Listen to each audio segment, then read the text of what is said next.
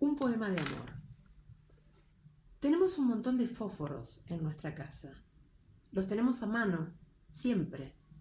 Actualmente nuestra marca favorita es Ohio Cabeza Azul, aunque solíamos preferir la marca Diamante. Eso fue antes de descubrir Ohio Cabeza Azul. Ellos están muy bien empaquetados, robustas cajas pequeñas, con azul oscuro y claro, y la marca escrita en blanco, con letras escritas en la forma de un megáfono, como si quisiera decirle más duro al mundo: aquí está el fósforo más bello del mundo, de 1,5 pulgadas y de suave vástago de pino, cubierto por una granulada cabeza púrpura oscuro, muy sobrio y furioso, y obstinadamente listo para explotar en fuego, prendiendo quizás el cigarrillo de la mujer que amas, por primera vez, y nunca fue lo mismo después. Todo eso te daremos. Eso fue lo que me diste. Yo me convertí en cigarrillo y tú en fósforo. O yo en fósforo y tú en cigarrillo, brillando con besos ardiendo hacia el cielo.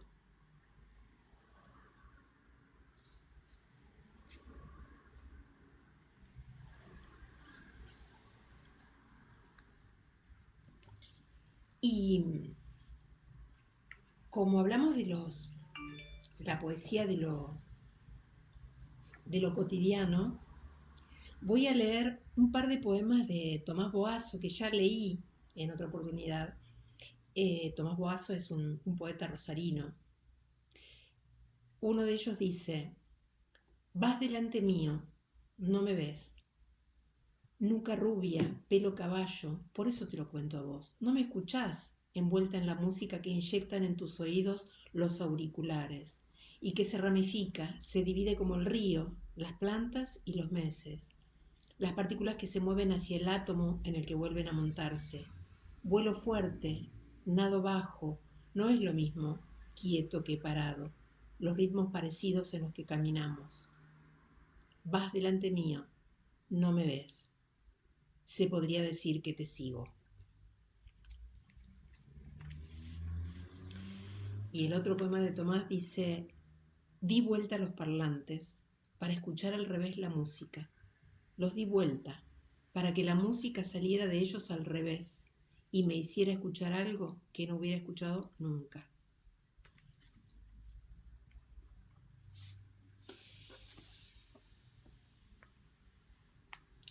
Lo que voy a leer ahora es Historia de la sombra, de Eduardo Galeano, escritor uruguayo, que este texto está incluido en Las palabras andantes.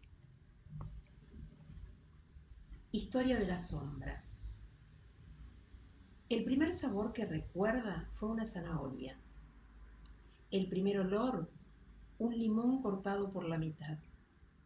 Recuerda que lloró cuando descubrió la distancia, y recuerda que una mañana ocurrió el descubrimiento de la sombra. Aquella mañana él vio lo que hasta entonces había mirado sin ver. Pegada a sus pies yacía la sombra, más larga que su cuerpo. Caminó, corrió, a donde él iba, fuera donde fuera, la perseguidora sombra iba con él. Quiso sacársela de encima, quiso pisarla, patearla, golpearla, pero la sombra, más rápida que sus piernas y sus brazos, lo esquivaba siempre. Quiso saltar sobre ella, pero ella se adelantó. Volviéndose bruscamente, se la sacó de adelante, pero ella reapareció por detrás. Se pegó contra el tronco de un árbol, se acurrucó contra la pared, se metió detrás de la puerta. Donde él se perdía, la sombra lo encontraba. Por fin consiguió desprenderse. Pegó un brinco, se echó en la hamaca y se separó de la sombra. Ella se quedó debajo de la red, esperándolo. Después supo que las nubes, la noche y el mediodía suprimen a la sombra.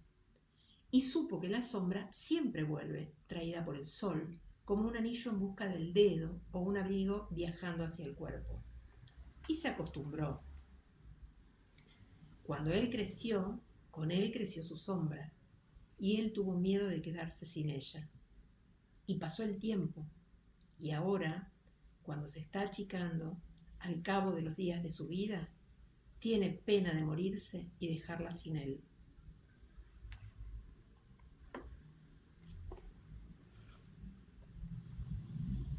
Y por último, voy a leer un cuento de Ricardo Piglia, que es un escritor argentino, nacido en 1940 y creo que murió en 2017.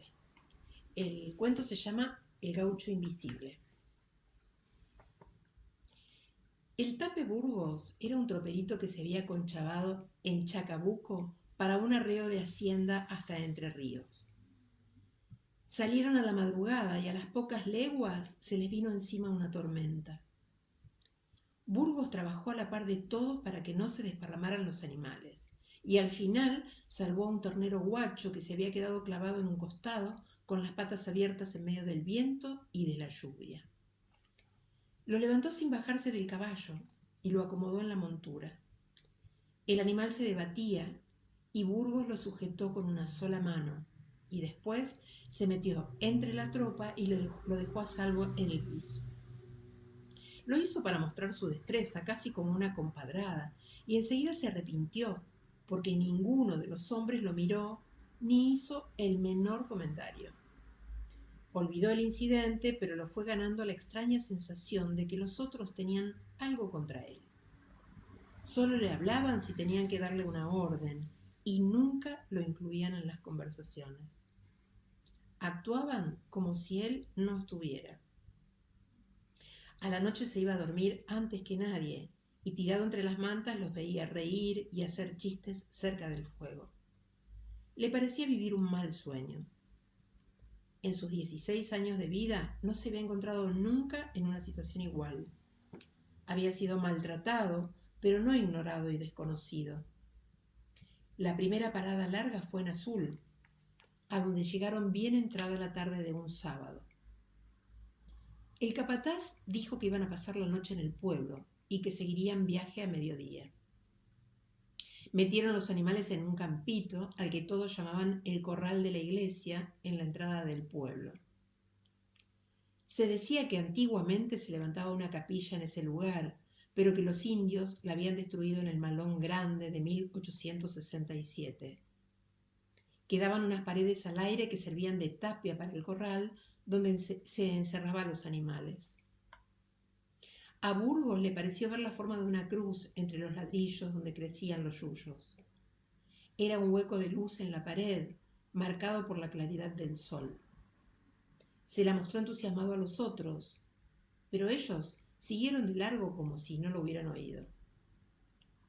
La cruz se veía nítida en el aire mientras caía la noche. Burgos se santiguó y se besó los dedos cruzados. En el almacén de la estación había baile. Burgos se acomodó en una mesa aparte y vio a los hombres reírse juntos y emborracharse, y los vio salir para la pieza del fondo con las mujeres que estaban sentadas en fila cerca del mostrador. Habría querido elegir una a él también, pero tuvo miedo de que no le hicieran caso, y no se movió. Igual imaginó que elegía a la rubia vistosa que tenía enfrente. Era alta y parecía la mayor de todas. La llevaba a la pieza y cuando estaban tendidos en la cama le explicaba lo que le estaba pasando. La mujer tenía una cruz de plata entre los pechos y la hacía girar mientras Burgos le contaba su historia. A los hombres les gusta ver sufrir, le dijo la mujer. Lo vieron al Cristo porque los atrajo con su sufrimiento. Si la historia de la pasión no fuera tan atroz, dijo la mujer, que hablaba con acento extranjero, nadie se habría ocupado del Hijo de Dios. Burgos escuchó que la mujer le decía eso y se movió para sacarla a bailar, pero pensó que ella no lo iba a ver y fingió que se había levantado para pedir una ginebra. Esa noche los hombres se acostaron al alba y todos durmieron hasta bien entrada la mañana. Cerca del mediodía empezaron a arrear a los animales del corral para volver al camino. El cielo estaba oscuro y Burgos no vio la cruz en la pared de la iglesia. Galoparon hacia la tormenta. Las nubes bajas se confundían con el campo abierto. Al rato empezaron a caer unas gotas pesadas como monedas de 20. Burgos se cubrió con el poncho encerado y cabalgó al frente de la tropa. Sabía hacer su trabajo y ellos sabían que él sabía hacer su trabajo. Ese era el único orgullo que le quedaba, ahora que era menos que nada. La tormenta arreció. Arrimaron los animales a una hondonada y los mantuvieron ahí toda la tarde, mientras duró la lluvia. Cuando aclaró, los paisanos salieron a campear animales perdidos. Burgos vio que un ternero se estaba ahogando en la laguna que se había formado en un bajo. Debía tener rota una pata, porque no alcanzaba a trepar la ladera y se volvía a hundir. Lo enlazó desde arriba y lo sostuvo del cogote en el aire. El animal se retorcía y pateaba el vacío con desesperación. Se le soltó y cayó al agua. La cabeza del ternero hollaba en la laguna. Burgos volvió a enlazarlo. El ternero agitaba las patas y boqueaba. Los otros peones se habían acercado al pie de la barranca. Esta vez Burgos lo sostuvo un buen rato colgado y después lo dejó caer. El animal se hundió y tardó en salir. Los paisanos hacían comentarios en voz alta. Burgos lo enlazó y lo levantó en el aire, y cuando el ternero estaba arriba, lo volvió a soltar. Los otros hombres festejaron la ocurrencia con gritos y risas. Burgos repitió varias veces la operación. El animal trataba de eludir el lazo y se hundía en el agua. Nadaba queriendo escapar, y los hombres incitaban a Burgos para que volviera a pescarlo. El juego duró un rato, entre bromas y chistes, hasta que por fin lo enlazó cuando estaba casi ahogado y lo levantó despacio hasta las patas de su caballo. El animal boqueaba en el barro, con los ojos blancos de terror. Entonces uno de los paisanos se largó del caballo y lo degolló de un tajo. «Hecho, pibe», le dijo a Burgos.